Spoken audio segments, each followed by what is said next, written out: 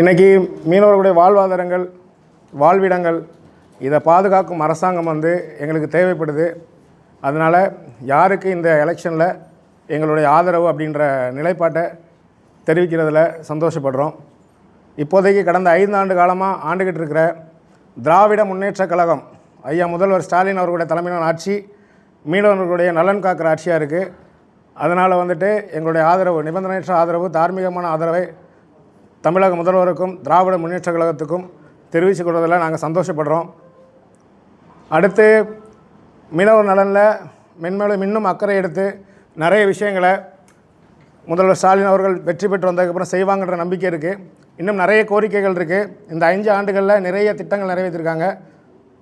படிப்படியாக இன்னும் எங்களுடைய மக்களுடைய கோரிக்கைகள் நிறைவேற்றாங்கன்னு நம்பிக்கை இருக்குது. அந்த நம்பிக்கையில் தார்மீகமாக நாங்கள் ஆதரவு தெரிவிக்கிறோம். எங்களுடைய மீனவ மக்கள் எல்லாருமே நன்றி உணர்வு உள்ளவங்க. இந்த அரசாங்கம், திராவிட முன்னேற்ற கழக அரசாங்கம் இந்த திராவிட மாடல் எங்களுக்கு நிறைய நல்ல விஷயங்கள் பண்ணியிருக்காங்க. அதற்கு இந்த பத்திரிகையாளர் சந்திப்பு மூலியமாக நன்றி சொல்லிக்கிறேன். மேலும் பத்திரிகையாளர் நீங்கள் கேட்கலாம். மீனவர்களை இந்த ஆட்சி 5 வருஷம் ஆட்சியில் நிறைய பேர் அரெஸ்ட் பண்ணியிருக்காங்க. அதுக்கெல்லாம் குரல் கொடுக்கல அவங்க, சரிங்களா? முன்னிறுத்தவும் வரல. அப்படி இருக்கும் பட்சத்தில் நீங்கள் இல்லை, மீனவர்களை யார் அரெஸ்ட் பண்ணியிருக்காங்கன்னு லேட்டஸ்ட்டாக கூட அரெஸ்ட் பண்ணாங்க, அரெஸ்ட் பண்ணி விடுறாங்க. ஆனால் அரெஸ்ட்டே பண்ணக்கூடாதுன்னு சொல்லணும். இல்லை, கண்டிப்பாக இது தமிழக அரசாங்கம் கோரிக்கைகளாக, கடிதங்களாக வெளியுறவுத்துறை செயலாளருக்கும் வெளியுறவுத்துறை அமைச்சருக்கும் பிரதமர் மோடி அவர்களுக்கும் கடிதம் எழுதுகிறாங்க. இது 2 நாட்டு பிரச்சனை. ஒரு மாநில அரசாங்கம் எந்த எல்கைக்கு போய் குரல் கொடுக்கணுமோ அதை தமிழக முதல்வர் செஞ்சுக்கிட்டு இருக்காங்க. இது மத்திய அரசாங்கம் தான் இது ஒரு தீர்க்கமான நிலைப்பாடு எடுத்து எங்களுக்கு ஒரு தீர்வை எடுத்து கொடுக்கணும் அப்படின்றது எங்களுடைய வேண்டுகோள். கண்டிப்பாக புரியலண்ணா,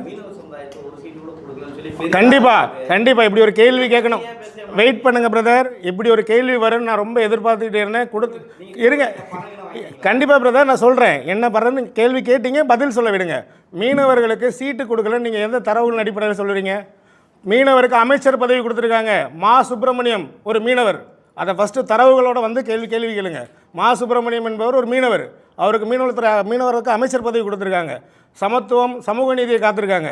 ஒரு மீனவன்னா அந்த எல்லையில் தான் இருக்குன்னு தாண்டி ஒரு சுகாதாரத்துறைக்கே ஒரு மீனவர் அமைச்சராக வச்சுருக்காங்க. தரவுகளோட கேளுங்க சகோதரன். புரியலை. கச்சத்தீவு மத்திய அரசாங்கம் தாரை வார்த்தது. புரியல. திராவிட முன்னேற்ற கழகம் கண்டிப்பாக திராவிட முன்னேற்ற கழகம் இருந்துச்சு. அன்றைக்கு இருந்த விஷயத்தில் அன்னைக்கு நாடாளுமன்றத்தில் திராவிட முன்னேற்ற கழகத்துடைய நாடாளுமன்ற உறுப்பினர் குரல் கொடுத்துருக்காரு. இதுக்கான புரியல. அன்னைக்கு கிடையாதுங்க, அன்னைக்கு ஐயா திருச்சி சிவா கிடையாது. இது நீங்கள் கேட்குற கேள்விகள் அத்தனைக்கு பதில் சொல்ல நான் கடமைப்பட்டிருக்கேன், பதில் சொல்கிறேன். நாங்கள் திராவிட முன்னேற்ற கழகத்துக்கு ஆதரவு தெரிவிக்கிறோம். இன்றைக்குள்ள நிலைப்பாடில் மீனவர்கள் நல்லா இருக்கிறாங்க, அது தொடருன்னு சொல்லிட்டு ஆதரவு தெரிவிக்கிறோம். அது ஒரு திராவிட முன்னேற்ற கழகத்துடைய உறுப்பினர் இருப்பாங்க. அப்படி இருக்கும் பொழுது நீங்கள் இந்த மாதிரி கேள்வி கேட்குறது சரியாக இருக்கும். நீங்கள் முதல்ல ஒரு கேள்வி கேட்டீங்க, மீனவர்களை புறக்கணிச்சிருக்காங்க, மீனவர்களுக்கு ஒரு சீட்டு கூட கொடுக்கல அப்படின்னு சொன்னீங்க. அதுக்கு நான் விளக்கம் சொல்லிட்டேன். அது இதே போல் கடந்த 5 ஆண்டுகளாக எங்கள் மீனவர் அமைப்பில் என் சகோதரர்கள் தான் அமைப்புகள் வச்சுருக்காங்க. அவங்க திராவிட முன்னேற்றத்துக்கு எதிரான பரப்புரை பண்ணிக்கிட்டே இருக்காங்க. அந்த பரப்புரையில் பார்த்தீங்கன்னா இன்றைக்கி வலைத்தளம் எல்லாத்துலேயும் மீனவர்களுக்கு ஒரு தொகுதி கூட கொடுக்கல அப்படின்ற ஒரு பரப்புரையை செஞ்சுட்டு இருக்காங்க. அதுக்காண்டி தான் இன்றைக்கு மீனவராக ஒரு அமைச்சரே இருக்கான்ற அந்த விளக்கத்தை நம்ம சொல்லியிருக்கோம். திமுக இப்போ மீனவ சமுதாயத்தை போயிட்டு ஓட்டு கேட்கும் போது அவங்க விரட்டி அடிக்கப்படுறாங்கன்னு சொல்லி ஒரு விஷயம் போயிருக்கு. எங்கே சார் அப்படி சொல்லுங்க. எக்ஸ் மினிஸ்டர் ஜெயக்குமார் இருக்கார்ல, ஆமாம் சொல்லுங்கள். அவர் தொகுதியிலே நீங்கள் பார்த்தீங்கன்னா அந்த தொகுதி எம்எல்ஏ போயிருக்காரு. அவங்க போனது நீங்க எதுவுமே பண்ணலன்னு சொல்லிட்டு அனுப்பிச்சிருக்காங்க. எந்த தொகுதியில்? மட்டும் உள்ள அனுப்புறாங்க. எந்த தொகுதியிலையா? ராயபுரம் தொகுதி. ராயபுரம் தொகுதியில் அப்படி எந்த ஒரு நியூஸும் நாங்கள் பார்க்கலையா? எங்கள் மக்கள் அதாவது அவங்க கட்சியோட நிலைப்பாடு கண்டிப்பா இல்லை, புரியல. ஆமாம் கண்டிப்பா. இல்லை இல்லை, எங்களுக்கு தெரிஞ்சது மீனவர் சமுதாயத்தில் பார்த்தீங்க அப்படின்னா திராவிட முன்னேற்ற கழகம், அனைத்து இந்த அண்ணா திராவிட முன்னேற்ற கழகம் நிறைய கட்சிகளில் நிறைய பேர் உறுப்பினர்களாக இருக்கிறாங்க. அவங்கவுங்க கட்சிக்கான வேலைகளை அவங்க செய்கிறாங்க. நாங்கள் கட்சிகளுக்கெல்லாம் அப்பாற்பட்டு எங்கள் மக்களுக்கான சேவைகளை மட்டும் தான் நாங்கள் செஞ்சுக்கிட்டு இருக்கோம். எங்கள் மக்களுக்கான குரல்களை என்றைக்கு நாங்கள் ஒழிச்சிக்கிட்டு இருக்கோம். பழையற்காடு இந்த மாதிரிலாம் ஏரியாலாம் மீனவ சமுதாயம் ஃபுல்லா இருக்கு. கண்டிப்பா. இது வரைக்கும் என்ன பண்ணுச்சு திமுக சொல்லுங்க. புரியல. மீனவ சமுதாயத்துக்கு என்ன பண்ணுச்சு? என்ன பண்ணுச்சுன்னு தரவுகளோட இருக்கியா? மெரினா இருக்குல்ல. ஆமா. சைடு திரும்புறீங்கல்ல. ஆமா. அங்க இருக்க ரோடு இது பண்றேன்னு சொல்லி அங்க இருந்து அகற்றினாங்க. அது வந்துட்டு அது வந்துட்டு நீதிமன்ற உத்தரவின்படி திராவிட முன்னேற்ற கழகம் ஆட்சியில் வந்துட்டு அரசாங்கம் எதுவுமே போடலை. நீதிமன்றத்தில் நீதிமன்ற உத்தரவுப்படி தான் அதை பண்ணியிருக்காங்க. புரியல. மக்களுக்காக தான் அரசாங்கம். ஆனால் அரசு தரப்பில் நீதிமன்றத்தில் தான் பேச முடியும். நீதிமன்றம் இல்லை, புரியலை. எதை எடுத்திருக்காங்க? இன்னைக்கு நீங்கள் இல்லை, இன்னைக்கு உங்கள்கிட்ட நான் கேட்குறேன்.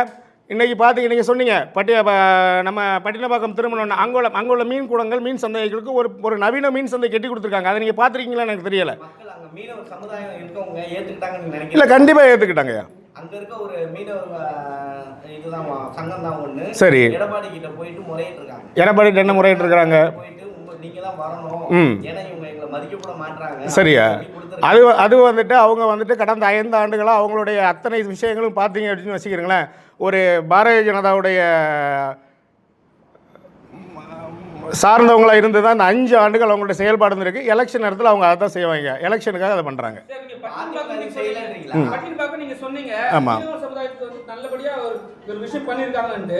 ஆனா மறுபடியும் அதே வந்து மீனவ சமுதாய மக்கள் வந்து அதே ரோட்ல வந்து நிற்கிறாங்க. புரியல. அது வந்து ரோட்ல கடை இல்ல கண்டிப்பா கடைகள் இல்லை கண்டிப்பாக நீங்கள் அது கடைகள் கிடையாது. நீங்கள் போய் பார்த்தீங்கன்னா கூடங்கள் தெரியும். அவங்க வந்துட்டு இன்றைக்கி பிடிச்சிட்டு வர வலைகள் விளர்த்துறதை அந்த இடத்துல வளர்த்துறாங்க. சண்டே கூட தான் சார் சொல்கிறேன். சரி. இல்லை, கூடத்தில் தான் விற்கிறாங்க, வெளியே வைக்கல சார். சார் மீன் கூட இருக்குது சார். நீங்கள் போய் பாருங்கள். நான் வேணா இந்த சண்டே வரேன், மீன் பார்க்கலாம். சரியா? எந்த அரசு நீங்க கொடுப்ப நீங்க நினைக்கிறீங்க? திராவிட இந்த ஆட்சி தான் சொல்றீங்க. ஆனா புடிச்சிட்டாங்க விட மாட்டாங்கன்னா அது மத்திய அரசுன்னு சொல்றீங்க. மத்திய அரசு போனவங்களும் சரி இருக்கிறவங்களும் சரி அங்க நம்ம மீனவர்களை சுடுவோம், இலங்கைக்காரங்க அரசு பண்ணவும் செய்றாங்க, சுடவும் செய்றாங்க. கண்டிப்பா இது நடந்துட்டு தான் இருக்கு. இதுக்கு சரியான திமுக ஆட்சின்றீங்க. போன வாட்டி திமுக ஆட்சி நீட்டை நிறுத்துவாங்க. நீட்டை நிறுத்தினாங்களா? புரியல. போன வாட்டி நீட்டை நிறுத்துறேன் அப்படின்னு நான் நீட்டை நிறுத்தினாங்களா? பெட்ரோல் விலை குறைக்கிறாங்க, நிறுத்தினாங்களா? பெட்ரோல் விலை குறைச்சிருக்காங்க, குறைச்சாங்களா? ஓசி பஸ்ல போற திட்டம் தான் சார் செஞ்சாங்க, அடிக்க தான் செஞ்சாங்க. சரி, நீங்க பார்த்துட்டு தான் இருக்கீங்க. பார்த்துட்டு தான் இருக்கிறோம். அதுக்கு என்ன பதில்? அனைத்துக்குமான பதில் தான் நாங்கள் சொல்கிறோம். நான் என்னோட சார் கிடையாது சார். என்னோட சமூகத்துக்கு நல்லது செஞ்சுருக்காங்க, அதை தான் நான் பேச வந்திருக்கிறேன். இல்லை, எல்லாம் அனைத்து சமூகமும் இருக்க தான் செய்கிறாங்க. அனைத்து மக்களுக்காண்டி தான் பேசுகிறோம். கண்டிப்பாக அதை தான் சார் சொல்கிறேன். கச்சத்தீவு பிரச்சனை, இலங்கை பிரச்சனை வந்துட்டு இரு நாட்டுக்கான வெளியுறவுத்துறையோட பிரச்சனை. அதில் வந்து தமிழ்நாடு அரசாங்கம் வந்துட்டு எதுவுமே செய்ய முடியாது. மத்திய அரசாங்கம் தான் செய்யணும். தமிழக அரசாங்கம் வந்துட்டு இதே திராவிட முன்னேற்ற கழகம் 2014 வரை பார்த்தீங்க அப்படின்னா வந்துட்டு மத்திய அரசாங்கத்தில் அங்கம் வகிச்சிருந்தாங்க. அங்கம் வகிக்கும் போது பார்த்தீங்கன்னா அங்கே இலங்கையில் பிடிச்ச படகுகள் திரும்ப வந்துச்சு. மீனவர்களும் திரும்ப வந்தாங்க, படகுகள் திரும்ப வந்துச்சு. மோடி அவர்கள் கவர்மெண்ட் வந்த பிறகு படகுகள் திரும்பி வரல. கோடிக்கணக்கான படகுகள் வந்துட்டு இலங்கை வந்து அவங்களே வந்து ஏலம் விட்டுறாங்க. இதுக்கான தீர்வு யார் எடுக்கணும்? மத்திய அரசாங்கம் எடுக்கணும். மத்திய அரசாங்கம் எடுக்க வேண்டிய தீர்வு இது மாநில அரசாங்கம் கையில் எதுவுமே கிடையாது. இல்லை, புரியல.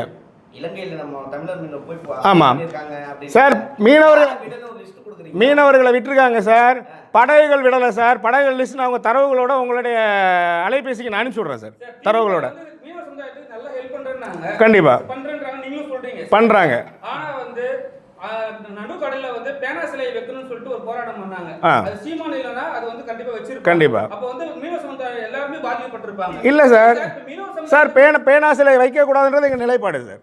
அப்ப வந்து அதுக்கு மட்டும் சார் அப்படி இல்ல சார். எங்க சமூகத்துக்கு நல்லது செய்யறத நாங்க ஏத்துக்குறோம் சார். அப்புறம் விட்டா எல்லாத்தையும் நாங்க ஏத்துக்கல. பேனா சிலை அவங்களே வாபஸ் வாங்கிட்டாங்க சார். சகோதரர் சீமான் அவர்கள் மட்டும் இல்ல, ஒட்டுமொத்த மீனவ சமுதாய குரலாது இருக்கு, வேணான்னு சொல்லிட்டு அவங்க வந்து அதை வாபஸ் விட்ரா வாங்கியிருக்காங்க சார். கண்டிப்பா அதுக்கு மட்டும் இல்லை சார். ஒரு திட்டங்கள் வரும்போது அதை மக்களுக்கு எதிரான திட்டங்கள் வரும்போது கண்டிப்பாக எதிர்த்து தெரிவிப்போம். அதே போல் வந்துட்டு பார்த்தீங்க அப்படின்னா இன்றைக்கி வந்துட்டு மெரினாவிலேருந்து உத்தண்டி வர கடல்வழி மேம்பாலம் பண்ணுறதுக்கு பேசியிருக்காங்க. ஐயாவில் பேசியிருக்காங்க. அடுத்த ஆட்சி அமைஞ்சுன்னா அது நிறைவேற்றக்கூடாதுன்னு சொல்லிட்டு நாங்கள் கண்டிப்பாக போய் பேசுவோம் சார். ஏன்னா மீனவர் வாழ்விடங்கள் பாதிக்கப்படும், அதை நாங்கள் பேசுவோம். என் மக்களுக்கு எதிரான விஷயங்கள் திராவிட முன்னேற்ற கழகம் செய்யும் பொழுது அதை நாங்கள் கேட்போம். கேட்குற இடத்துல இருப்பாங்க, நிறைவேற்றி தருவாங்க. அந்த எங்கள் மக்களுக்கு எதிரான திட்டங்கள் அவங்க செய்ய மாட்டாங்க, செய்யவும் நாங்கள் அனுமதிக்க மாட்டோம், விட மாட்டோம். எங்களுடைய கோரிக்கைகளை கொண்டு வைப்போம். இப்போ 100% கோரிக்கை வந்துட்டு எல்லா அரசாங்கம் நிறைவேற்ற கிடையாது. நிறைவேற்றுற இடத்துல வந்துட்டு இருக்கிறவங்ககிட்ட நாங்கள் கேள்வி கேட்குற இடத்துல இருக்கோம். நாங்கள் கேள்வி கேட்போம். எங்கள் குரல்கள் வந்து குரவலையில் நெரிக்காமல் அவங்க பண்ணித்தருவாங்கன்ற நம்பிக்கை இருக்குது. அதனால நாங்கள் திராவிட முன்னேற்ற கழகத்தை நாங்கள் ஆதரிக்கிறோம் சார். மீனவர்களை தொட்டா நாங்க சுடுவோம், நாங்க ஒரு படை கலப்பை போவோம் சார். அவர் வந்து அவ்வளவு தெளிவா பகிரங்கமா இது தேர்தல் பரப்புரையா சொல்றாரு. ஆனா அந்த திமுக ஏன் அப்படி பேச மாட்டாங்க சார்? ஏன்னா மீனவ சமுதாயம் அதுக்காக தான் சார் சொல்ல வரேன். இன்னைக்கு வந்துட்டு உங்களுக்கு தெரியாதது கிடையாது. ஒரு பத்திரிகையாளர் நீங்களே இந்த கேள்வி கேட்கக்கூடாது.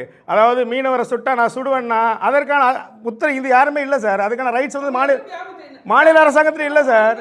சார் சார் சார் கிடையாது சார். மாநில அரசாங்கத்துக்கு அந்த இது இல்லை சார். மாநில அரசாங்கத்துக்கு அந்த இது கிடையாது. மத்திய அரசாங்கத்தில் இருக்கு. ஒரு பத்திரிகையாளராக நீங்கள் இந்த கேள்வி கேட்கறதே தவறு. புரியல சார். வார்த்தை அரசு சார்.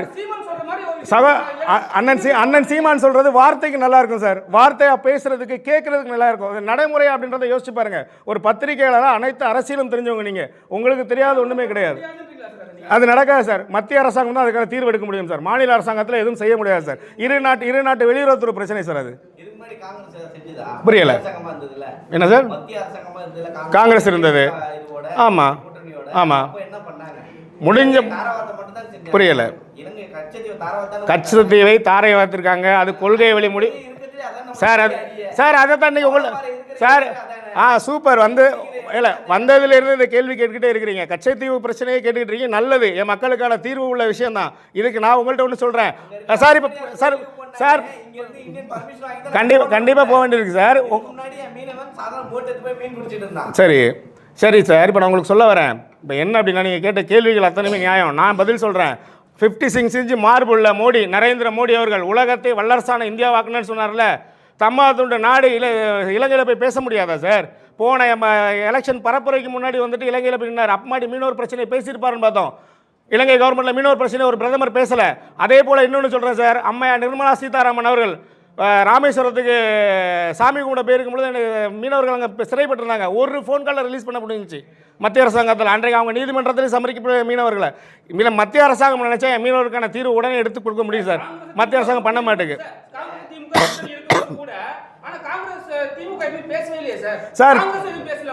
சார். திமுக கொடுத்த அழுத்தங்கள்னால தான், திராவிட முன்னேற்றம் கொடுத்த அழுத்தங்களால தான் கோடிக்கணக்கான ரூபாயில் பிடிக்கப்பட்ட எங்களுடைய படகுகள் திரும்பி வந்துச்சு சார். இன்னைக்கு அந்த படகுகள் இல்லை. படகுகளை பிடிச்சி வச்சுக்கிறாங்க. கோடிக்கணக்கான ரூபாய் படகு பிடிச்சி அவங்க அரசுடையமாக்கப்பட்டு நாட்டுடையமாக்கப்பட்டு ஏலம் விடுறாங்க. அந்த அவல நிலை திராவிட முன்னேற்ற கழகம் மத்தியில் ஆளும் அரசாங்கத்தில் இருக்கும்போது நடக்கலை சார். இது உண்மை. நீங்கள் வேணா வந்து தரவுகள் எடுத்து பார்த்துக்கிறீங்க சார். நீங்கள் தரவுகள் எடுத்து பாருங்க சார்.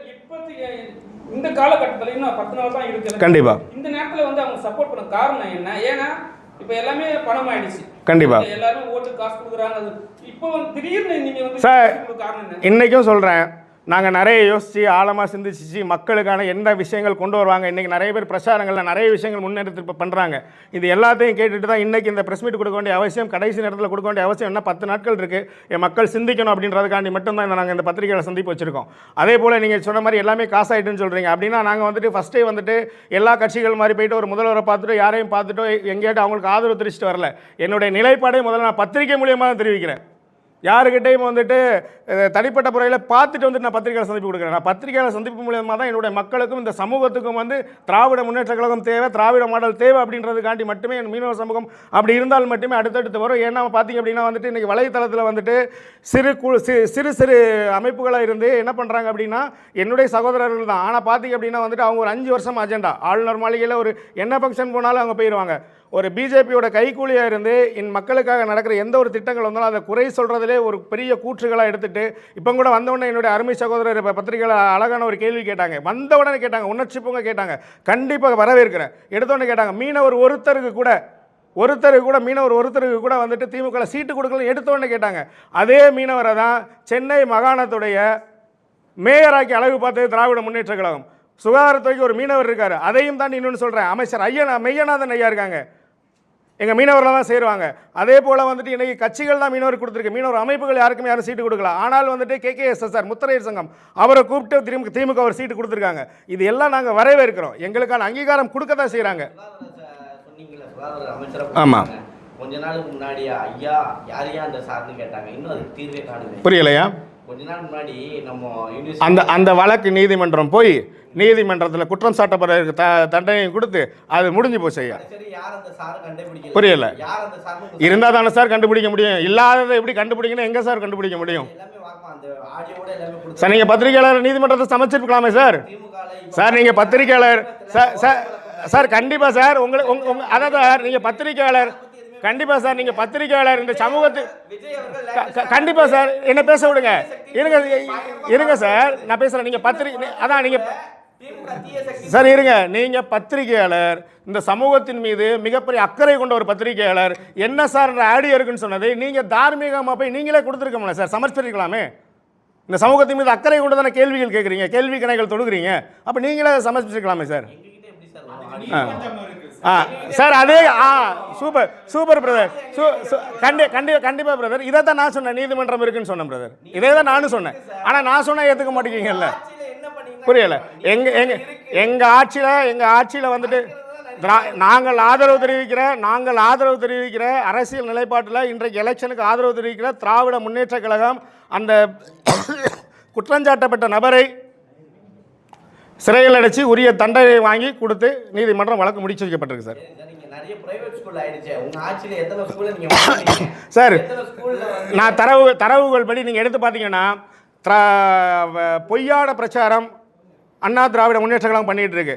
நீங்கள் 2021 இன்றைக்கி வரை பார்த்தீங்க அப்படின்னா 10,000 பள்ளிகளை மூட்டான்னு சொன்னாங்க. கிடையாது. தரவுகள் அடிப்படையில் தரவுகள் என்ற இருக்கு நான் அனுப்புகிறேன். 44 ஸ்கூலில் தான் சார் மூடி இருக்காங்க. 46 ஸ்கூல் தான். இவங்க 10,000 சொல்கிறதா மிதம் மிஞ்சின கட்டுக்கதை சார், மிதம் மிஞ்சின கட்டுக்கதை. ஓப்பனிங்கே ஆட்சிக்கு வந்த உடனே குடியேற்றணும், இந்த இண்டிபெண்டன்ஸ் டே அந்த இதெல்லாம் வரும். அப்போ கொடியேற்றத்துக்கு டாஸ்மாக் அதிக விலையை விற்ற அந்த இதில் இருக்கவங்களை கூப்பிட்டு கொடியேற்ற வச்சாங்க. அதாவது தேசிய கொடியேற்ற வச்சது பெரிய இஷ்யூ ஆச்சு. யார் சார் டாஸ்மார்க்? யார் சார் டாஸ்மார்க்? யார் அதிக விலைக்கு விற்றாங்க? காஞ்சிபுரம் டிஸ்ட்ரிக்ட்ல அதிக வருமானமா அவங்களை கூப்பிட்டு அவார்டுலாம் கொடுத்தாங்க. அதாவது தெரியுமா சார்? நம்மளுக்கு பெரிய விஷயமா இருந்தது. அது எனக்கு தெரியல சார். விற்கிற திமுக ஏன் இதை டாஸ்மாக் வந்து மூட மாட்டாங்க? கண்டிப்பா கண்டிப்பா. அதாவது வந்துட்டு மதுவில்லா தமிழகம் அமைன்றது எங்களுடைய ஆசை தான் சார். படிப்படியாக அதை நிவர்த்தி பண்ணி கோரிக்கை வைக்கிறோம் சார். கோரிக்கை கண்டிப்பாக வச்சுருக்கோம், அது கண்டிப்பாக நிறைவேற்றணும். படிப்படியாக மதுவை குறைக்கணும் சார். சார் அப்படி எடுத்தோம் அப்படின்னு அப்படி பார்த்தீங்கன்னு வச்சுக்கிறீங்களேன் இருக்கு சார். மக்கள் மத்தியில் காவல்துறை உங்கள் நண்பன் சொல்லிட்டு இருக்கு. இதற்கு முன்னாடி சார் இருங்க சார் பொள்ளாச்சி இஷ்யூ வரும்போது 1 வருஷம் வாய மூடி மௌனம் காத்தது யார் சார்? பொள்ளாச்சி இஷ்யூ வரும்போது வாய மூடி மௌனம் காத்தது யார்? அதை சொல்லுங்கள். பொள்ளாச்சி இஷ்யூ வரும். ஆனால் திராவிட முன்னேற்ற கழக ஆட்சியில் ஒரு சிறிய தவறு நடந்தாலும் மக்கள் வந்து ஆட்டோமேட்டிக்காக ஸ்டேஷனில் போய் புகார் கொடுத்தா நம்மளுடைய தனிப்பட்ட விஷயங்கள் வெளியிடப்படாது, காக்கப்படும் அப்படின்னு சொல்லிட்டு அத்தனை பேருமே தைரியம் வந்து புகார் கொடுக்குறாங்க. அதுதான் சார் இந்த ஆட்சியோடைய வெற்றியே. தைரியம் வந்து புகார் கொடுக்குறாங்க. நேற்று கூட தாம்பரத்துல பாத்தீங்கன்னு வச்சுக்கோங்க, ஒரு கடையில இருக்க ஒரு கடை நடத்துறவங்க வியாபாரி, அந்த கடையில இருக்கவங்க தாவேகாவுக்கு ஓட்டு கேட்டு போனவங்கள திமுகவை சார்ந்த அந்த பகுதியில் இருக்க இளைஞர் அணி செயலாளர்கள் சேர்ந்து அந்த கடையை உடைச்சி அந்த பெண்களை வந்து புடவையெல்லாம் கிழிச்சு மானபந்தம் வச்சிருக்காங்க. நான் அந்த நியூஸ் நான் நியூஸ் பார்க்கல சார். அப்போ நீங்க உங்க ஆட்சியில பண்ணா நல்லதா இருக்கலாம். புரியல. தவறு யார் சார்? மதன்குமாரே சொல்றாரு சார், தவறு யார் செஞ்சாலும் தண்டிக்கப்படுறது. அவர் இந்நேரம் வந்துட்டு திராவிட முன்னேற்ற கழகத்துடைய தலைமைக்கு தெரிஞ்சிருந்தா இந்நேரம் அவரை கட்சி விட்டு நீக்கியிருப்பாங்க சார். அதுதான் பண்ணிக்கிட்டு இருக்கிறாங்க. மீனவர் பசங்களுக்கு வந்து சரியான கல்வி கிடைக்குதா? அவங்க கல்வி படிச்சாலும் சரியான வேலைகள் கிடைக்குதா? ஏன்னா அவங்களாம் வந்து நல்லதா படிச்சா கூட அவங்க வந்து ஸ்போர்ட்ஸ் கோட்டால தான் வேலைக்கு போறாங்க. சரிங்களா? பெரிய இடத்துல அவங்க வேலைக்கு சேர முடிய மாட்டேங்குது. அது ஏன் நீங்களாம் நிறைய பேர் பேசுறீங்க, மீனவருக்காக நாங்கள் உயிரை கொடுப்போம் அது பண்ணணும், இது ஏன் பேசவே மாட்டீங்க யாரும்? சார் மீனவருக்கான கல்வி தொகுப்புகள் எல்லாமே கொடுக்க தான் சார் செஞ்சுருக்காங்க. மீனவருக்கான திட்டங்கள் எல்லாமே பண்ணிட்டு திராவிட முன்னேற்ற படிச்சு முடிச்சு அவங்க வேலைக்கு போற விஷயம் வேற. கண்டிப்பா சார். ஸ்போர்ட்ஸ் மூலமா தான் அவங்களுக்கு வேலை நிறைய கிடைக்குதே தவிர படிப்பு மூலமா வேலை கிடைக்கிறது கம்மியா இருக்கு. அது ஏன் நீங்க முன்னெடுத்து போக மாட்டீங்க? இல்ல கண்டிப்பா அது எல்லாமே நடந்துக்கிட்டு தான் சார் இருக்கு. பக்காவா பண்ணிக்கிட்டு தான் இருக்காங்க கவர்மெண்ட். அது எல்லாமே நான் அந்த தரவுகள் எல்லாமே வச்சிருக்கேன். நான் தரவுகள் எடுத்து அவங்களுக்கு அனுப்பிச்சு விடுறேன். 2-3 பேராவது சொல்லுங்க. புரியல. 2-3 பேராவது இப்ப படிச்சு நல்ல வேலைக்கு போறவங்க ஏதாவது சொல்லுங்க. எங்கள் சமூகத்தில் நிறைய பேர் போகிறாங்க சார். இன்றைக்கி பார்த்தீங்க அப்படின்னா வந்துட்டு வேலை கிடைச்சிருக்கு கவர்மெண்ட்ல, சரிங்களா? என்னதான் படிச்சாலும் மீனவர்களை வந்து ஒரு தாழ்த்தப்பட்ட சமுதாயமா தான் பாக்குறாங்க. சரி, அது நீங்க ஏன் பேசவே மாட்டீங்க யாருமே? எங்களுக்கான மீனவர்களுக்கு மட்டும் குரல் கொடுக்குறோம், மீனவர்களுக்காக தான் நாங்க ஆள்றோம்னு சொல்றீங்க. ஆமா. ஏன் பண்ணவே மாட்டீங்க? பேச கூட மாட்டீங்களே சார். அதாவது பார்த்தீங்கன்னா இளம்பெண் இளைஞருக்கு சிறப்பு திறன் பயிற்சி வகுப்புகள் துவங்கப்பட்டிருக்கு. ஆண்டுக்கு 25,000 இளைஞர்களுக்கு இந்த பயிற்சிகள் வந்து வழங்கப்பட்டுக்கிட்டு இருக்கு. ஒரு கிராமங்கள், மீனவர் கிராமங்கள் போனீங்க அப்படின்னா, இன்றைக்கி வந்துட்டு தூத்துக்குடி மாவட்டத்துக்கு போனீங்க அப்படின்னா வந்துட்டு ஒரு இடத்துல கிராமங்கள்லேயும் வந்து பயிற்சி கூடங்கள் வச்சுருக்காங்க. அந்த பயிற்சியில் பயின்று வந்த பிள்ளைங்கள் வந்துட்டு இன்றைக்கு வந்துட்டு டிஎன்பிஎஸ்சி எக்ஸாம் எழுதிட்டு செலக்ட் ஆகியிருக்காங்க. அந்த ஃபோட்டோவோட என் பிள்ளைகள் போடும் பொழுது, கடற்கரை கிராமங்கள் வந்து போடும்பொழுது அதை பார்க்கும்போது சந்தோஷமாக இருக்குது. கண்டிப்பாக சார். வேலை வந்துட்டு பார்த்தீங்கன்னா இங்கே வந்துட்டு தமிழ்நாட்டில் வேலை வாய்ப்புகள் அத்தனையுமே வந்துட்டு தட்டுப்பாடு தான் சார் இருக்குது. புரியலை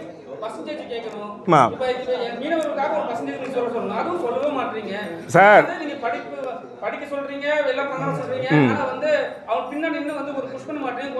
சார் மீனவர்களுக்கான கண்டிப்பாக மீனவர்களுக்கான இடஒதுக்கீடுகள் அத்தனையுமே கொடுக்கணும்னு பேசியிருக்கோம் சார்.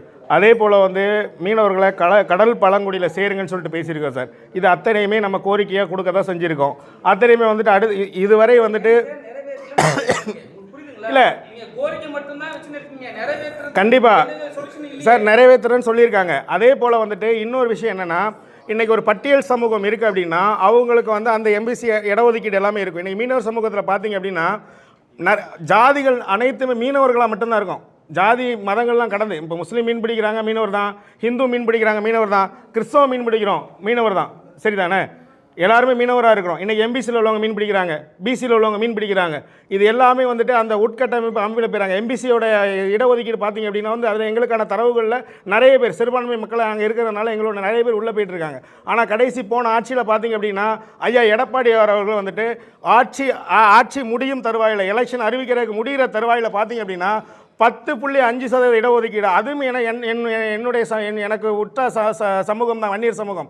10.5% இடஒதுக்கீடு கொடுக்குறேன்னு சொல்லிட்டு, உள்ளிட ஒதுக்கீடு கொடுக்குறேன்னு சொல்லிட்டு, எம்பிசியில் உள்ளவங்க உள்ளிடஒதுக்கீடு கொடுக்குறேன்னு சொல்லிட்டு அஜெண்டா எங்கே கையெழுத்தாகுது? தலைமைச் செயலகத்தில் கையெழுத்தாகல சார். தைலாபுரத்தில் கையெழுத்தாகுது. கடைசி இடத்துல கொண்டு வந்தாங்க. இல்லை, நான் நீங்கள் சொன்னீங்கல்ல, அதனால் மீனவர்களுக்கான ஒதுக்கீடு அப்படின்னா மீனவர்கள் அத்தனை பேரையுமே கடல் பழங்குடின்னு சொல்லிட்டு ஒரு தனியாக ஒரு பட்டியலில் கொண்டு வந்தால் மட்டும்தான் இது சாத்தியப்படும். அதை தனியாக கொண்டு வரணும்னு சொல்லிட்டு கோரிக்கை வச்சுருக்கோம் சார்.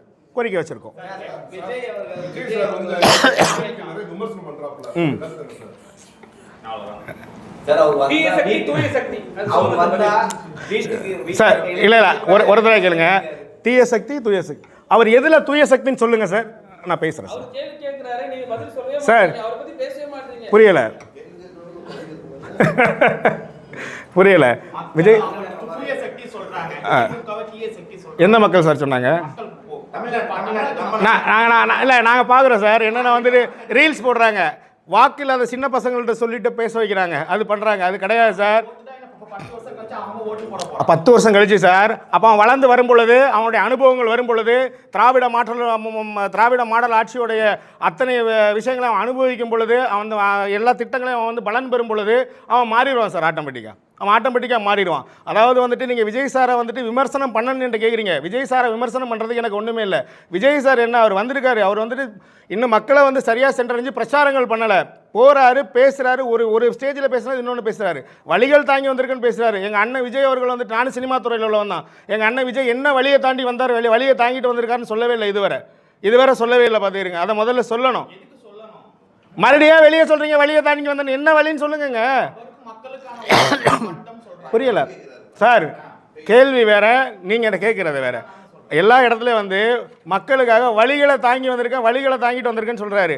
என்ன வழிகளை தாங்கிட்டு வந்திருக்காரு அப்படின்றத எங்கள் அண்ணன் எங்களுக்கு விளக்கணும். அதே போல் வந்துட்டு அண்ணன் விஜய் அவர்களுக்கு இந்த தமிழ்நாட்டு மக்கள் இளைஞர்கள் அத்தனை பேர்ட்டே மிகப்பெரிய ஆதரவுகள் இருக்கிறது மறுக்க முடியாது. ஆனால் வந்துட்டு என் மக்கள், தமிழ்நாட்டு மக்கள், சிந்திக்கக்கூடிய மக்கள், சிந்திச்சு வாக்களிக்கிற மக்கள், என் மக்கள் சிந்திக்கிறாங்க. ஏன்னா வந்துட்டு இன்றைக்கு வந்துட்டு ஒரு திருவொற்றியூரில் போய் நின்னா திருவொற்றியூரோட பிரச்சனையே பேசணும், அங்கே உள்ள விஷயங்களை பேசணும், அங்கே உள்ள வேட்பாளர் அறிமுகப்படுத்தணும். இவர் தான் என்னுடைய வேட்பாளர், நான் வந்து இந்த வேட்பாளர் தான் செய்வார், நான் வந்தால் இந்த திட்டங்கள் செய்வேன்னு சொல்லணும். அப்படி ஒரு விஷயங்களாக கொண்டு போகணும் சார். அதை விட்டுட்டு நான் வந்துட்டு எங்கேயும் வந்து எதையும் பேச மாட்டேன், ஒரு இடத்துல பேசணும் தான் எல்லா இடத்துலையும் நான் பேசுவேன் அப்படின்றது வந்துட்டு எந்த மாதிரியான நிலைப்பாடு, எந்த மாதிரி அரசியல் தெரியல. இப்ப நடந்த பிரச்சாரத்துல உதயசூரியன் சின்னதே மறந்துட்டார் சார். புரியல. உதயசூரியன் சின்னதே யார் சார் மறந்தா? உங்க முதலமைச்சர் தான். நம்ம முதலமைச்சர் சார். நான் நம்ம மறந்துட்டாரு. அத பத்தி இல்லை மறக்கலை. இல்லை இல்லை இல்லை சார் சார் நீ சார் நீ சார் நம்ம கம்பராமாயணம் சேர்க்கலாரே நம்ம விட்டுருவோம் சார். சார் சார் இல்லை சார் சார் சார் இல்லை சார் சார் சார் இருங்க சார் ஒரே ஒரு நிமிஷம் சார். அதாவது வந்து திராவிட முன்னேற்ற கூட நம்முடைய முதல்வர் என்ன பண்ணுறாருன்னா ஒரே மேடையில் கூட்டணி கட்சி வேட்பாளர் நிப்பாட்டி வச்சிருக்கிறாரு. எல்லாரும் நிற்கிறாங்க. கூட்டணி வேட்பாளர்கிட்ட என்னம்மா சின்னன்னு கேட்குறாரு, தவறு இல்லையே சார். அதை இவ்வளோ பெருசாக திரிக்க, அதாவது சரி சரி அது உடம்புல ரத்தத்துலேயே அவங்களுக்கு ஊறினது. கண்டிப்பாக சார் இல்லை இல்லை அதை தான் சொல்கிறேன். இல்லை இல்லை அப்படி இல்லை சார். வேட்பாளர் வாயால் சொல்லட்டும்னு சொல்லிட்டு எதிர்பார்த்துருக்கலாம். வேட்பாளர் வாயால் சொல்லட்டும்னு எதிர்பார்த்துருக்கலாம். இதில் என்ன சார் தவறு இருக்கு? எல்லாருக்குமே தெரிஞ்ச ரெட்டல உதயசூரியன் தான். சரி பாரம்பரியத்துல வந்து அடுத்த முதல்வரா இருக்கும் முக ஸ்டாலினுக்கே தெரியல. அது நீங்க சொல்றீங்க சார். இதை நீங்க ரோட்ல போய் சொன்னா யாரும் நம்ப மாட்டாங்க சார். டிவிலயே போட்டாங்க சார். சார் நீங்க சொன்னாலும் யாரும் நம்ப மாட்டாங்க சார். டிவிலயே போட்டாங்க சார். லைவ்லயே போச்சு சார். அதாவது முதல்வருக்கு அவர் சின்னம் தெரியல சார். இது வந்து நீங்க சொன்ன நம்ம ஆனா வந்துட்டு கம்பராமாயணத்துறது சேக்கிலாரே மறந்துட்டீங்களே சார். நீங்க என்ன சார் பேசணும்? அதாவது வந்துட்டு விதாண்டாவாதம் பேசுறதுக்கு பேசலாம் சார். புரியல சார். உங்க கட்சி சார்பா ஆதரவு என்ன கொடுக்க போறீங்க? என்ன மாதிரி? கண்டிப்பாக தூத்துக்குடி மாவட்டம், திருநெல்வேலி மாவட்டம், கன்னியாகுமரி மாவட்டம், ராமநாதபுரம் மாவட்டம் எல்லா மாவட்டங்களையும் பிரச்சாரத்துக்கான எல்லா வேலையும் பண்ணிட்டு இருக்கோம் சார். கடைசி ஒரு 4 நாள் பிரச்சாரம் போகிறோம் சார். இல்லை கேண்டிடேட் கூடயும் போகிறோம் சார். கேண்டிடேட் கூடயும் போகிறோம், தனியாகவும் பண்ணுவோம் சார். புரியல. யார் சார் சொல்கிறா சார்? நீங்கள் ஒரு சுயேட்சை வேட்பாளரை போட்டுட்டீங்க சார். நீங்கள் என்ன சொல்லுவீங்க? யார் உங்களுக்கு பெரியாளோ அவங்கள தான் உங்களுக்கு டார்கெட்டாக பண்ணுவீங்க. ஒரு ஜெயிக்கிறவங்கள்ட்ட போய் நின்னா தான் நம்ம மக்கள் மத்தியில் வெளியில் தெரியும்னு தெரியும். ஒரு ஜெயிக்கிற அணி கூட நின்னா தான் நம்ம யாருன்னு சொல்லிட்டு தெரியும். இப்போ அதனால வந்துட்டு அவர் வந்து டிஎம்கேவை சொல்லலாம் சார். அவருக்கு ஆசையாக இருக்கலாம். திமுக கூட வந்துட்டு நான் வந்து போட்டி போடணும், திமுக எனக்கு எதிரியாக இருக்குன்றது அண்ணன் விஜய் அவர் கூட ஆசையாக இருக்கலாம் சார். அது ஆசையாக இருக்கலாம். அது மக்கள் தீர்மானிப்பாங்க. அது வந்து மக்கள் தானே சார் தீர்மானிக்க முடியும். மக்கள் தீர்ப்பாங்க. அதே போல் ஊடகத்துறை நண்பர்கள் மூலியமாக திரும்பவும் சொல்கிறேன், என் சகோதரர் அருமை சகோதரர் பத்திரிகையாளர் கேட்ட போது தான் வந்த உடனே உணர்ச்சி போக கேட்டார். மீனவர்களுக்கு திமுக போட்டியிடுறதுக்கு வாய்ப்பே கொடுக்கலன்னு சொன்னார். அது அத்தனையுமே வந்துட்டு ஊடகங்கள் மூலியமாக ஒரு 5 ஆண்டுகள் மத்திய பாரதிய ஜனதா அரசாங்கமும் ஒரு 3 ஆண்டுகள் அனைத்து அண்ணா திராவிட அரசாங்கமும் என்னுடைய மீனவர் சமூகத்தில் உள்ள பகுதிகளில் ஒரு சில பேரை எடுத்து வச்சு ஒரு திராவிட முன்னேற்றங்களுக்கு எதிராக ஒரு விஷம பிரச்சாரத்தை வந்து முன்னெடுத்து கொண்டு போயிட்டே இருந்தாங்க. அதனுடைய நீட்சி தான் இது. ஆனால் வந்துட்டு உங்களுக்கு தெளிவு பண்ணியிருக்கேன். திராவிட முன்னேற்ற கழக ஆட்சியில் மீனவர்களுக்கான பங்குகள் கொடுத்துருக்காங்க, மீனவருக்கான உச்ச மரியாதை கொடுத்துருக்காங்க. ஒரு சுகாதாரத்துறைக்கு ஒரு மீனவரை வச்சுருக்காங்க. அதே மீனவர் தான் சென்னை மாநகராட்சிக்கு வச்சுருந்தாங்க. அதே போல் வந்துட்டு ஐயா பெர்னாண்ட், அதுக்கப்புறம் வந்துட்டு அம்மா ஜெனிபர் சந்திரன், இப்படி நிறைய பேர்களுக்கு மீனவர்களுக்கு வாய்ப்பு கொடுத்து திராவிட முன்னேற்ற கழகம். அதை நாங்கள் என்றைக்குமே மறக்க மாட்டோம். அதே போல் வந்துட்டு இன்றைக்கு வந்துட்டு 48 துறைமுகங்கள், அதுக்கப்புறம் வந்துட்டு எவ்வளோ நிறைய திட்டங்கள் இருக்குது, அவ்வளோத்தையும் எங்களுக்கு செயல்படுத்தி கொடுத்துருக்காங்க. முழு பூசைக்காக சோத்தில் மறைச்சிற மாதிரி ஒரு சில பேரோட விஷம பிரச்சாரம் இது. அந்த பிரச்சாரம் பண்ணுற அத்தனை பேரையுமே நான் இந்த பத்திரிகை மூலியமாக வந்துட்டு பத்திரிகை சந்தி மூலமாக கண்டிக்கிறேன். ஒருத்தவங்க பண்ண விஷயத்தை முழு சோத்தில் பூசணிக்காய் மறைச்ச மாதிரி இல்லைன்னு சொல்கிறது மிகப்பெரிய தவறு. திராவிட முன்னேற்ற கழகம் மீனவர்களுக்கான அங்கீகாரம் கொடுத்துக்கிட்டு தான் இருக்குது. அதற்கு எடுத்துக்காட்டு தான் ஐயா மா சுப்பிரமணியம், ஐயா மெய்யநாதன், அதே போல் வந்துட்டு முத்தரையர் சமூகத்திலிருந்து ஐயா அண்ணன் KKSSRக்கும் சீட்டு கொடுத்துருக்காங்க. அதனால் வந்துட்டு என் மீனவ மக்களே வந்துட்டு நீங்கள் எந்தெந்த பகுதியிலும் போயிட்டு நம்ம மீனவருக்கு திமுக புறக்கணிக்கு ஒரு எம்எல்ஏ கூட சீட்டு கொடுங்க, என்ன பொய் சொன்னாலும் என் மக்கள் அறிவு சார்ந்த மக்கள், படித்த மக்கள் அத்தனையுமே தெளிவு பெறுவாங்க. அதனால் மக்களுக்கும் தாழ்மையை கேட்டுக்கிறேன். நம்மளுக்காண்டி கூப்பிட்ட குரலுக்கு ஓடோடி வந்து நம்மளுடைய கோரிக்கைகள் அத்தனையுமே கேட்குற திராவிட முன்னேற்ற கழகத்தை நம்ம ஆதரிக்கணும் அப்படின்றதே நம்மளோட நிலைப்பாடை நான் சொல்லியிருக்கேன். இன்னொன்றும் பத்திரிகை மூலியமாக சொல்கிறேன். இன்றைக்கி மீனவர் சொசைட்டி, மகளிர் சொசைட்டி ஆரம்பித்தது 2006 to 2011 வரை இருந்த கலைஞரை ஆட்சியில் வந்துட்டு மகளிருக்கு சொசைட்டி கொண்டு வந்தாங்க. அந்த சொசைட்டி இன்றைக்கி ஒரு நல்லா போயிட்டுருக்கு. அதே போல் மானிய மன்னனை கொண்டு வந்து ஐயா கலைஞரோட ஆட்சியில் தான். அதே போல் வந்து மீனவர்களுக்கு வீடு கட்டு திட்டம் கொண்டு வந்தது, சிங்கார வீடு கட்டு திட்டம் கொண்டு வந்தது ஐயா கலைஞர் அவர்கள் தான். கலைஞரோட ஆட்சியில் நம்மளுக்கு என்னட்ட இதை கொண்டு வந்தார். அவர் வழித்தோன்றல் திராவிட மாடல் நாயகன் ஐயா முதல்வர் ஸ்டாலின் அவர்களும் வந்துட்டு நம்மளுக்கான திட்டங்கள் அத்தனையுமே செயல்படுத்திக்கிட்டு இருக்காங்க. வரும் ஆட்சி மீண்டும் ஆட்சி அமைப்பாங்க. நம்முடைய கோரிக்கைகள் அத்தனை நிறைவேற்றப்படும். மீண்டும் சொல்கிறேன், என் மக்களை வைத்து விஷம பிரச்சாரம் யாரும் பண்ண வேண்டாம். எங்களுக்கான அங்கீகாரம் கிடச்சிக்கிட்டு தான் இருக்குது. அது இன்னும் வருங்காலங்கள் நல்லா போகணும். அதே போல் வந்துட்டு இலங்கை கடற்படையால் தாக்கப்படுகிற என்னோட மீனவர் தாக்கப்படும் பொழுது எங்களுக்கு வந்து நிறைய வேதனைகள் வழிகள் இருக்குது. இனிமேலாவது திராவிட முன்னேற்ற கழகத்துடைய அத்தனை எம்பிக்களும் நாடாளுமன்றத்தை வந்து முற்றுகையிட்டு நாடாளுமன்றத்தை ஸ்தம்பிக்க வச்சு செயல்படாமல் கூட வச்சு அந்த வேலைகளை செய்யணுன்றதை தாழ்மையாக கேட்டுக்கிறோம். எப்படி வந்துட்டு பல்கலைக்கழக வேந்தர்கள் விஷயங்கள் எப்படி ஒரு சுப்ரீம் கோர்ட்டில் போயிட்டு ஆளுநருக்கு எதிரான வந்து ஒரு விஷயத்தை கொண்டு போய் ஜெயிச்சு வந்தீங்களோ அதே போல் சர்வதேச நீதிமன்றத்தில் இலங்கை மேலே வழக்கு தொடுத்து கொண்டு வந்து நிப்பாட்டணும் அப்படின்றது எங்களுடைய தாழ்மையான வேண்டுகோள். இதெல்லாம் செஞ்சால் தான் எங்கள் மக்களுக்கான வாழ்வாதாரம் வாழ்வியல் நிலைக்கும். இதை வந்துட்டு இந்த எலெக்ஷன் டைமில் முதல்வரையாக்கு தாழ்மையான வேண்டுகோளாக வச்சுக்கிறோம். அதையும் தாண்டி வந்துட்டு எங்களை வந்து கடல் பழங்குடியினர் பட்டியலில் எங்கள் மீனவர்களை சேர்க்கணும் அப்படின்றது எங்களுடைய நீண்ட நாள் கோரிக்கை. அதையும் வந்துட்டு கொஞ்சம் செய்யும் எடுத்து கொண்டு வாங்க. இதை வந்துட்டு கடல் படையினர் சேர்க்கறதுல மொத்த மீனவ சமூகத்தையும் கொண்டு போய் சேர்க்கறதுல நிறைய கருத்து வேறுபாடுகள் கருத்து ஒற்றுமைகள் இல்லாமல் இருக்குது. இது ஒரு அரசாங்கம் எடுத்த உடனே செஞ்சிட முடியாது.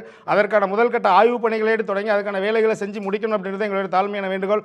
அடுத்து 1076 கிலோமீட்டர் தமிழக கடற்கரை பறந்து விரிஞ்சிருக்கு. இங்கே வந்துட்டு நிறைய இடங்களில் தூண்டில் விளைவு இல்லாமல் இருக்குது. இப்போ கூட வந்துட்டு சில இடங்களில் போராடி தான் பெற வேண்டியிருக்கு. அந்த எல்லா இடங்களுக்கும் எங்களுடைய கடற்கரையும் எங்களுடைய சன்னதிகள் காக்கப்படுறதுக்கு அது எல்லாத்தையும் முதல் வழியாக செஞ்சு கொடுக்கணும்.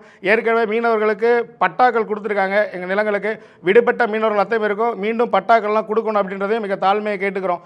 அதே போல் வந்துட்டு மீனவர் சமூகம் வந்துட்டு இன்றைக்கி பார்த்திங்க அப்படின்னா வந்துட்டு எல்லா இடத்துலையும் எல்லா விஷயத்திலையும் பொது வெளிகளில் வந்துட்டு நிறைய வேலைகள் போகிறாங்க, எல்லாமே வந்துட்டு இருக்காங்க. அதே போல் வந்துட்டு கடற்கரையை சுற்றி இருக்கிற பகுதிகளில் தொடங்குகிற தொழிற்சாலைகள் வளர்ச்சியின் திட்டமாக தொடங்குற தொழிற்சாலைகள் அத்தனைக்குமே வந்துட்டு உள்ளூர் மீனவர்களுக்கு வேலைவாய்ப்பில் முதல் பங்களிப்பு முதல் உரிமை கொடுக்கணும் அப்படின்றத கேட்டுக்கிறோம்.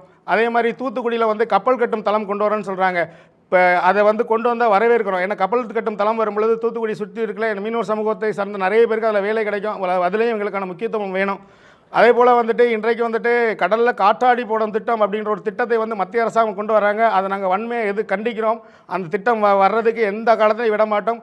தமிழக முதல்வர்கள் தாழ்மையாக அந்த கருத்தை கேட்டுக்கிறோம். எங்கள் வாழ்விடங்கள் பாதுகாக்கப்படணும், எங்கள் வாழ்க்கை மேம்படணும். அதற்காக வந்துட்டு கடலில் காற்றாடி போடுற திட்டத்துக்கு திராவிட முன்னேற்ற கழகம் கண்டிப்பாக எதிர்ப்பு தெரிவிக்கணும். அந்த திட்டத்தை கொண்டு வரக்கூடாது. அந்த திட்டத்திற்கான உங்களுடைய முழுமையான எதிர்ப்பை தெரியுங்கன்னு சொல்லியிருக்கோம். அதே மாதிரி வந்துட்டு இப்போ நிப்பாட்டி வச்சுருக்காங்க கன்னியாகுமரி IIRL திட்டம். இப்படி நிறைய திட்டங்கள் எங்கள் கடற்கரை சமூகத்தை வந்துட்டு கழுத்து நெரிக்கிற மாதிரி மத்திய அரசாங்கம் கொண்டு வந்துக்கிட்டு இருக்கிறாங்க. இதில் இருந்து எங்களை நாங்கள் காத்து நிற்கணும். கார்ப்பரேட்டுக்கு வந்து எங்களுடைய கடற்கரை பெயரக்கூடாது அப்படின்ற ஒரே காரணம் எங்களுக்கு வந்து மேலோங்கி இருக்குது, எங்கள் மனசுலையும் மேலோங்கி இருக்குது. அதையெல்லாம் கருத்தில் கொண்டு தான் நாங்கள் திராவிட முன்னேற்ற கழகத்தை ஆதரிக்கிறோம். ஏன் அப்படின்னா வந்துட்டு கார்ப்பரேட்டுனாலே வந்துட்டு அது வந்து பிஜேபி அப்படின்றது ஆகிப்போச்சு. அந்த கார்ப்பரேட்டோடைய துணையோட டபுள் இன்ஜின் சர்க்கார் இங்கே வந்துச்சு அப்படின்னா எங்களுடைய வாழ்விடங்கள் வாழ்வாதாரங்கள் மொத்தமாக சிதைக்கப்பட்டு நாங்கள் வந்துட்டு வாழ்வாதாரத்தை இழக்க வேண்டிய இடத்துக்கு நாங்கள் தள்ளப்படுவோம் அப்படின்ற ஒரு ஐயப்பாடும் எங்களுக்கு நிறைய இருக்குது. அதனால தான் நாங்கள் திராவிட முன்னேற்ற கழகத்தை நாங்கள் வந்துட்டு ஆதரிக்கிறோம். திராவிட முன்னேற்ற கழகம் வந்துச்சுன்னா எங்கள் மீனவர்கள் பாதுகாக்கப்படுவாங்கன்ற நம்பிக்கை எங்களுக்கு நிறைய இருக்குது. என்னுடைய அழைப்பை ஏற்று வந்த அத்தனை பத்திரிகையாளர் ஊடகத்துறை நண்பர்கள் அத்தனை பேருக்கும் நன்றி தெரிவிச்சுக்கிறேன்.